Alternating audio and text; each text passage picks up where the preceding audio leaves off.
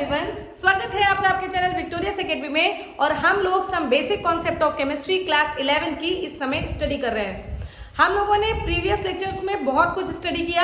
आज हम लोगों को निकालना है that how do we calculate empirical formula and molecular formula.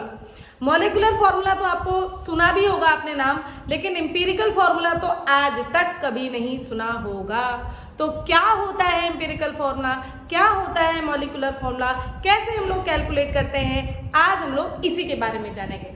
सबसे पहले बात करते हैं एम्पिरिकल फॉर्मूला की।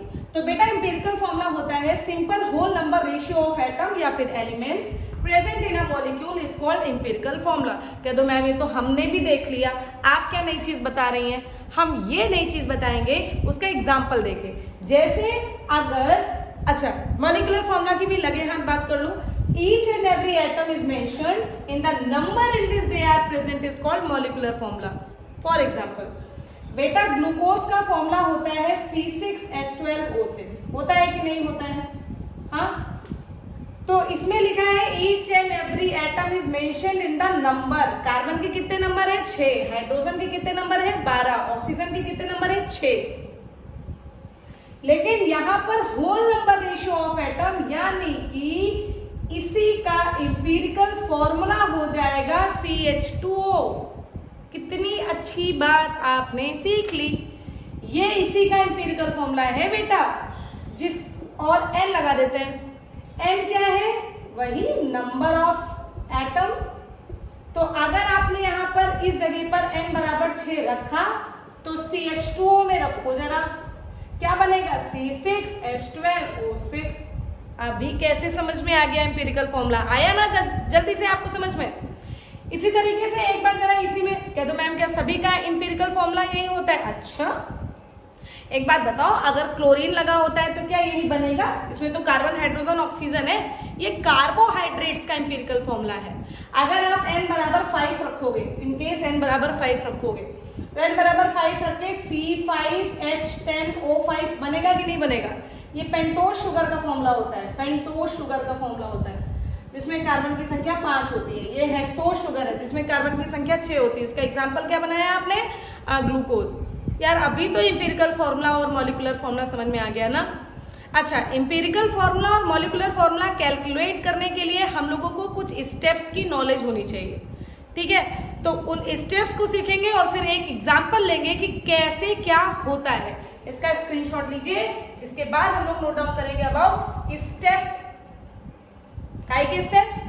कैलकुलेशन के step. Now we calculate molecular formula and empirical formula. Then how? इतने स्टेप्स को आपको जानकारी लेनी है बेटा। स्टेप्स हर जगह नहीं लिखेंगे, दिमाग में रखेंगे और कैलकुलेट करेंगे। सबसे पहले क्या बताया कि आपको क्वेश्चन में एलिमेंट्स के परसेंटेज दिए गए होंगे। जैसे कि आपको यहाँ पर दिख रहा है, एक क्वेश्चन भी मैंने दे दिया है। कार्बन का परसेंटेज दिया है, हाइड्रोजन का परसेंटेज दिया है एंड क्लोरीन का परसेंटेज दिया है, ठीक है? इसके बाद लिखा है first of all we assume the percentage of atoms in gram. इसका क्या मतलब समझ में आया कि कार्बन को ग्राम में अगर बात करें तो 24 ग्राम मान ले। देखो हम लोग इसको एकदम सिंपल फॉर्म में लिखेंगे। अब 24.27 ग्राम लिखोगे तो कैलकुलेशन में थोड़ी दिक्कत होगी और आएगा वही रिजल्ट जो आप सिंपलेस्ट फॉर्म में करके लिखोगे वही वैसे भी आएगा। तो सिंपलेस्ट फॉर्म में करके ही कैलकुलेशन करना चाहिए इसमें। और हाइड्रोजन का मानेंगे तो इसको हम मान के चल रहे हैं 4%। क्लोरीन का मानेंगे तो इसको मान के चलो इजी कैलकुलेशन के लिए 72% मान लो इसको भैया, है ना? क्या ही जा रहा है या 71%, जो आपकी इच्छा हो। 71 ही मान लो, क्या तो हम नहीं मानेंगे। 71% भैया मान लो, क्या जा रहा है? पहला समझ में आया? क्या लिखा है? First of all we using the percentage of atoms in grams. Percentage given है, उसको हमने सिंपलेस्ट फॉर्म में ग्राम में मान लिया। सॉरी भाई, ग्राम में मान लिया। फिर क्या है second step? Calculate number of moles.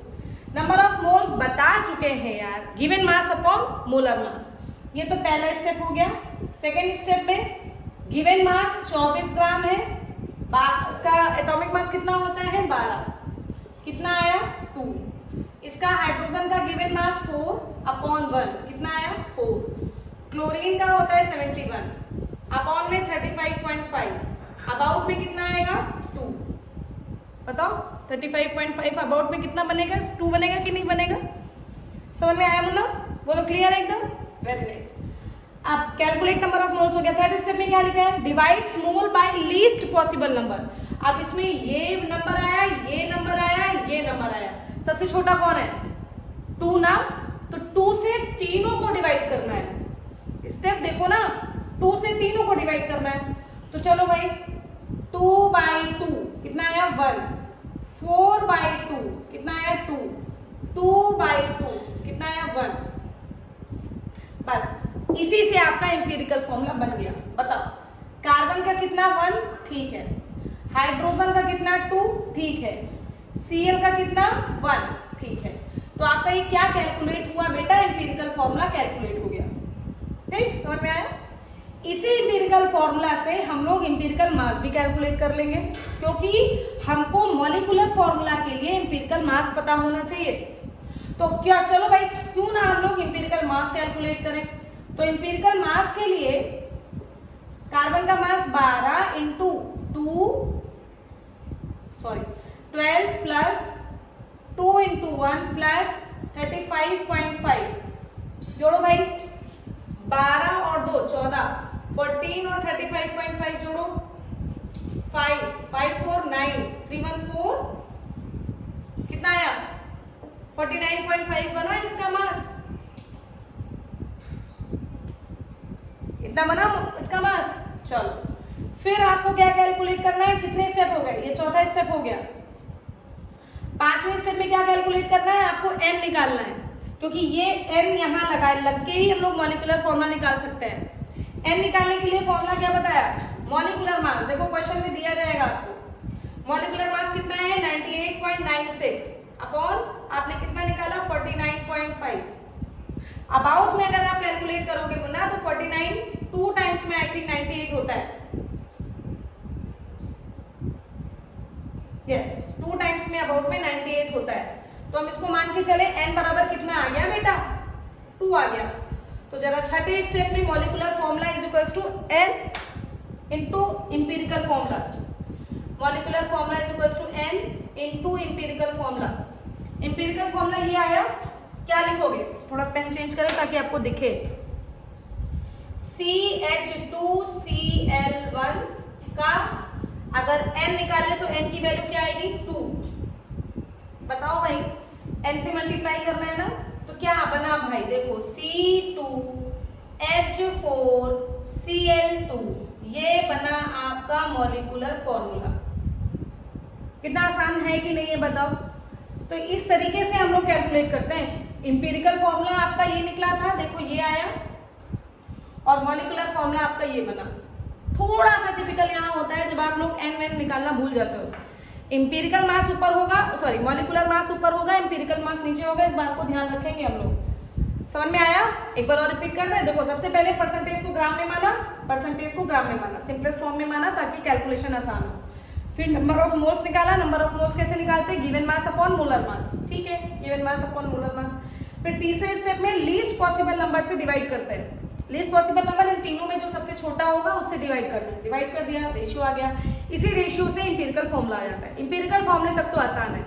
Molecular formula के लिए आपको n निकालना होता है। n बराबर होता है मॉलिक्यूलर मास अपॉन इंपीरिकल मास। तो इंपीरिकल फॉर्मूले से आपने इंपीरिकल मास निकाल लिया। मॉलिक्यूलर मास आपको क्वेश्चन में दिया जाएगा, n निकाल लिया, n की वैल्यू कितनी आ गई? 2 आ गई। फिर जब मॉलिक्यूलर फॉर्मूला को आपको निकालना है तो उसी n से मल्टीप्लाई कर देना है। फटाक से हमने n से मल्टीप्लाई कर दिया, n बराबर 2 आ गया था। मॉलिक्यूलर फॉर्मूला कैलकुलेट हो गया C2H4Cl2। कितना आसान है बताओ मुन्ना, है कि नहीं आसान? तो इस तरीके से आपने इंपीरिकल फॉर्मूला और मॉलिक्यूलर फॉर्मूले को कैलकुलेट करना सीखा। बहुत ज्यादा प्रॉब्लम हो रही, क्वेरी हो रही तो भैया कमेंट सेक्शन में करना, 1-2 क्वेश्चन और करवा देंगे। है बड़ी आसान चीज। समझ में आया सभी को? इसको जरा स्क्रीनशॉट लो और एक बार इस क्वेश्चन को लिखकर अपने आप से सॉल्व करने की कोशिश करना।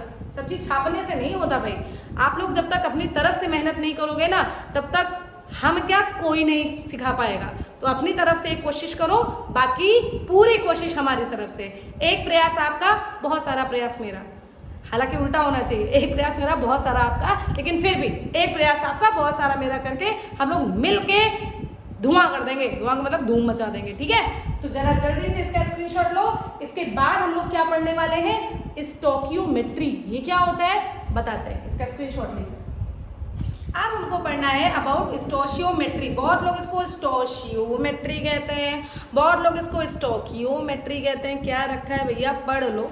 स्टोशियो और स्टोकियो में समय ना भी तो पढ़ लो। स्टोशियोमेट्री में हम लोग क्या करते हैं बेटा, पहले तो अगर कोई रिएक्शन दी है तो उसको बैलेंस्ड करते हैं। सबसे इंपॉर्टेंट बैलेंस्ड केमिकल इक्वेशन, और उससे हम लोग क्या क्या जानकारी ले सकते हैं, उसी को स्टोकियोमेट्रिक वैल्यू कहते हैं। क्या क्या निकाल सकते हैं, number of moles, number of molecules, number of particle and volume. एक क्वेश्चन दिया है, इसी से समझते हैं। चलो भैया, बड़ा अच्छा क्वेश्चन है। क्या दिया है कि a reaction in which methane reacts with oxygen. चलो, मीथेन को ऑक्सीजन से रिएक्ट करवाना है, CO2 वाटर बनाना है। ये तो लिखा है ना। आपसे क्वेश्चन में पूछा क्या गया है, find number of moles. Reaction को देख के जो आप कैलकुलेट करो, कोई फॉर्मूला ना लगाना पड़े, सिर्फ देखो और पता लगा लो, इसी को स्टोकियोमेट्री कहते हैं। सिंपल और साफ भाषा में अगर आपको समझना है तो रिएक्शन को देखो, बैलेंस करो, जो जो निकाल पाओ वो सब स्टोकियोमेट्री है। कैसे करेंगे, आपको क्वेश्चन में कुछ तो दे ही दिया गया है, 16 ग्राम मीथेन। चलो भाई वैल्यू रख लो 16 ग्राम, और बेटा होता भी है 16 ग्राम में। कैलकुलेट करो जरा, कार्बन 12 और 4 16, 12 + 4 16 होता है, देख लिया। 16 2 32 होता है, हमको पता है और दिया भी है। सॉरी, हाँ 16 2 32 होता है, लेकिन अभी देखो एक गड़बड़ी हो गई। अभी देखो बता रहे हैं लेकिन आपको हम करवा नहीं पाए, बैलेंस नहीं है भैया। ऑक्सीजन इधर कितने, 2 और 1 3, इधर तो हो गए 2, गड़बड़ हो गई। तो यहाँ पर आप पहले तो 2 निकालो और यहाँ पर 2 से मल्टीप्लाई करो। आप देखो बराबर है कि नहीं। कार्बन का कितना एटम, 8, ऑक्सीजन का 2 2 4, इधर ऑक्सीजन के 2 और 2 4, हाइड्रोजन के 4, 2 2 4, आप बैलेंस्ड है। अब हम लोग कर सकते हैं, ऑक्सीजन के एक एटम का मास कितना 16, और यहाँ पर है कितने 2 2 4, 16 4 64 ग्राम दिया भी है। पूछो क्या मैम हमेशा दिया जाता है, जी नहीं। मैंने कहा रिएक्शन को देख के जो आपको समझ में आए वो करना है, बैलेंस्ड रिएक्शन के साथ। हालांकि दे दिया गया, ये तो हमारी अच्छी बात है। चलो इसके मॉलिक्यूलर मास बताओ 12 + 16 2 32, कितना आया 44 ग्राम। पूछा जा सकता है यार। इधर वाटर का कितना होता है 18, और 18 2 कितना बना 36 ग्राम। रिएक्शन को देखा, बैलेंस किया और कैलकुलेट कर लिया, ऐसे ही तो बताया है। एक चीज तो समझ में आ गई। अब हमको निकालना है find number of moles. Reaction को बैलेंस करने के बाद नंबर ऑफ मोल्स कैसे निकलेंगे भैया। यहाँ पर मीथेन के आपको कितने नंबर ऑफ मोल्स दिख रहे हैं बताओ। इस मीथेन के कितने मोल्स दिख रहे हैं यहाँ पे, 1 ना। तो इसका मोल कितना दिया है 1 मोल। इस ऑक्सीजन के कितने मोल है 2 मोल। सब लोग कहेंगे मैम ये भी तो बेटा ऑक्सीजन गैस है O2, वो तो इसी फॉर्म में पाया ही जाता है। स्टोकियोमेट्री करके आपने लगाया क्या बैलेंस करने के लिए 2 ना। तो मोल्स कितने बन गए 2। CO2 के कितने मोल बने, उधर से आंसर देते रहो 1 मोल। और इधर वाटर के कितने मोल बने 2 मोल। मोल समझ में आया बेटा। क्वेश्चन तो यही पूछा गया था, find number of moles of CO2 and water form. Answer तो आपका आ चुका है, यही आंसर है। लेकिन अब चूंकि हम लोग स्टोकियोमेट्री पढ़ रहे हैं तो चलो सारी चीजें कैलकुलेट करते हैं। क्या क्या चीजें आप निकाल सकते हो। मैंने क्या बताया, नंबर ऑफ मॉलिक्यूल्स। हाँ, नंबर ऑफ मॉलिक्यूल्स पता चल गया, मास पता चल गया, मोल्स पता चल गए। नंबर ऑफ पार्टिकल भी कैलकुलेट कर सकते हो। कैसे, 1 मोल में 6.022 × 10⁻23 पढ़ चुके हैं यार। अब इसमें मत आप लोग सोचना कि अरे ये क्या हो गया, पढ़ चुके हैं। 1 मोल में 6.022 × 10⁻23 नंबर ऑफ पार्टिकल्स होता है, जिसको अवोगाद्रो नंबर कहते हैं। तो यहाँ पर 1 मोल है, इसके कितने पार्टिकल होंगे मीथेन के, इसमें 6.022 × 10⁻23 पार्टिकल्स। बोलो मुन्ना।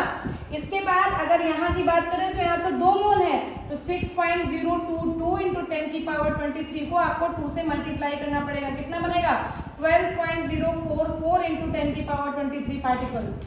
2 मोल है ना, ठीक।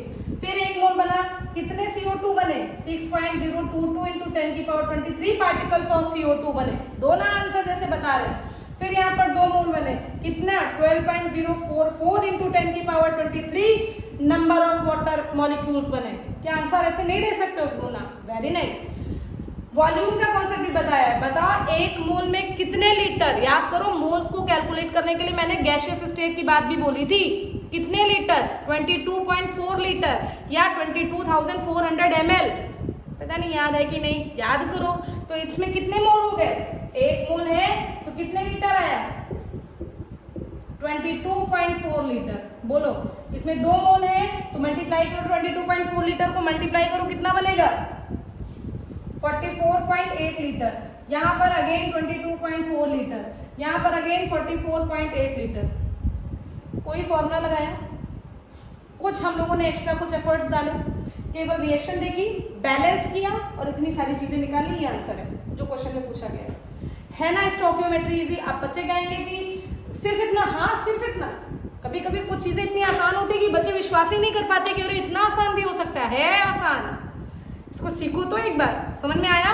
इसका जल्दी से स्क्रीनशॉट लो। एक क्वेश्चन और करते हैं, स्क्रीनशॉट लो। एक क्वेश्चन और देख लो स्टोइकियोमेट्री का, तो शायद पूरी बात समझ में आ जाएगी। चलो देखो, आपको क्वेश्चन में दिया गया है कि कार्बन, पेन चेंज करो तब समझ में आए। कार्बन और ऑक्सीजन रिएक्ट करके CO बना रहा है। लेट्स सी, कार्बन ऑक्सीजन मिलकर CO बना रहा है। सबसे पहले क्या करना है? बैलेंसिंग करनी है। ऑक्सीजन के 2 एटम, 2 लगाओ, 2 कार्बन, 2 लगाओ। ठीक ठीक ठीक ठीक। जैसे ही हमने देखा स्टोइकियोमेट्री दिमाग में आई, हमको तो आता है भैया। बताओ स्टोइकियोमेट्री से क्या समझ में आया कि आपको कार्बन के कितने मोल्स दिए हैं? 2 मोल्स। ऑक्सीजन के कितने मोल्स दिए हैं? 1 मोल्स। और कार्बन मोनोऑक्साइड के कितने मोल्स दिए हैं? 2 मोल्स। आई की नहीं बात समझ में? दूसरा आप क्या कैलकुलेट कर सकते हो स्टोइकियोमेट्री से? मॉलिक्यूलर मास पिछले क्वेश्चन में किया है। 12 2 जा 24 ग्राम, ऑक्सीजन 16 2 जा 32 ग्राम। कार्बन मोनोऑक्साइड गिनो जरा, कितना होता है? 12 और 16, 6 28 इंटू 2, 8 2 16 का 6, 2 2 4 5, कितना आया? 56 ग्राम। आया कि नहीं आया? इतना बताओ, सब लोग समझ में आया? स्टोइकियोमेट्री से देखा, लेकिन क्वेश्चन में कुछ बवाल दिया है, वही बवाल समझना है। गिवन क्या है, इससे हमको कैलकुलेट करना है ना। तो find number of moles participating in reaction. काहे के moles? Find number of moles participating. काहे के मोल्स निकालना है भैया? क्वेश्चन देखो जरा। Number of moles of oxygen निकालना है। सॉरी, आप पूरा क्वेश्चन ही नहीं लिखा मैंने। Find numbers of moles of oxygen participating in reaction and find the number. ठीक है, अब सही। ठीक, तो गिवन देखो क्या दिया है। गिवन में आपको 48 ग्राम कार्बन दिया है, 64 ग्राम ऑक्सीजन दिया है।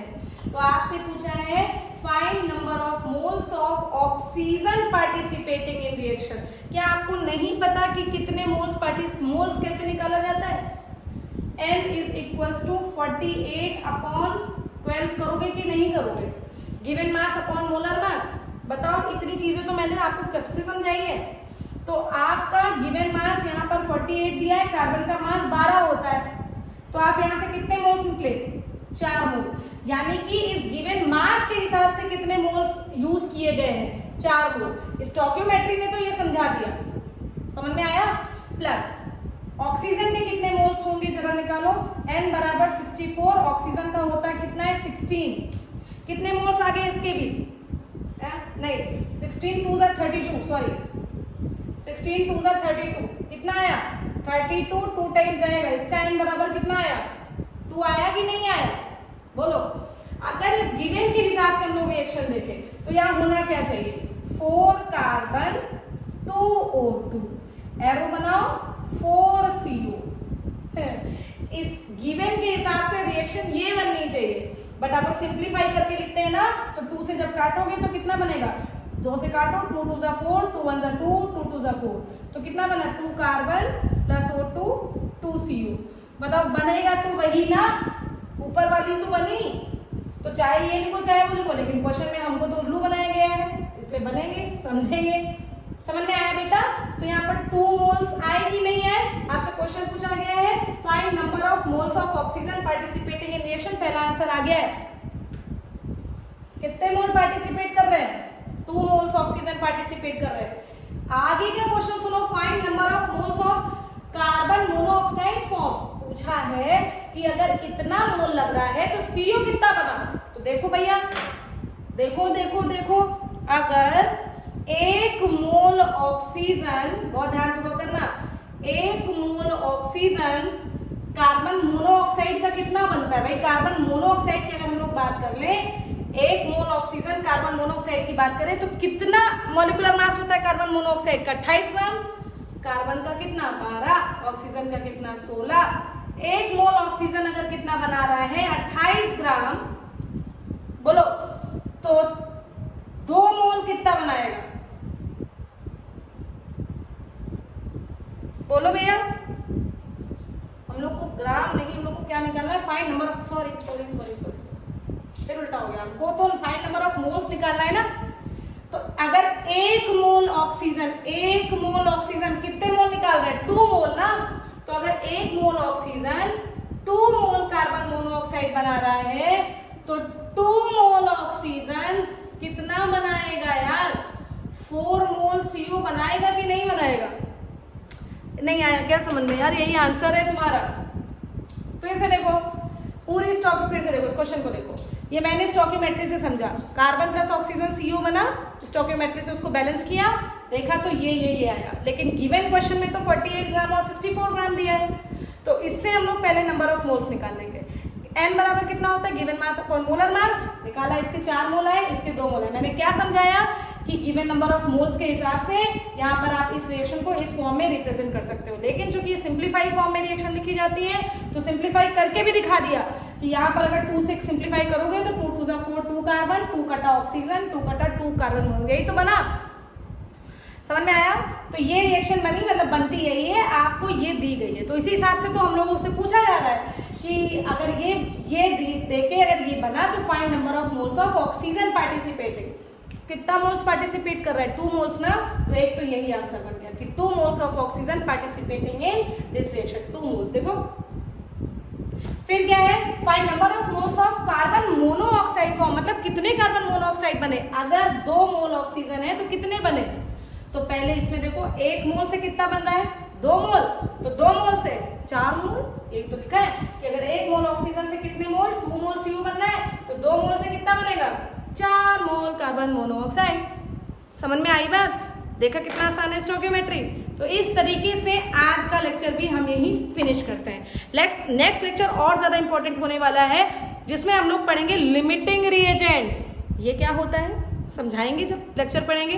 तो नेक्स्ट लेक्चर का इंतजार कीजिए, जल्दी ही आपको वो वीडियो भी मिलेगी। पढ़ते रहो, बढ़ते रहो। तब तक के लिए मेरी तरफ से आप सभी को thank you so much. Channel मेरे सब्सक्राइब करो यार। Thank you very much.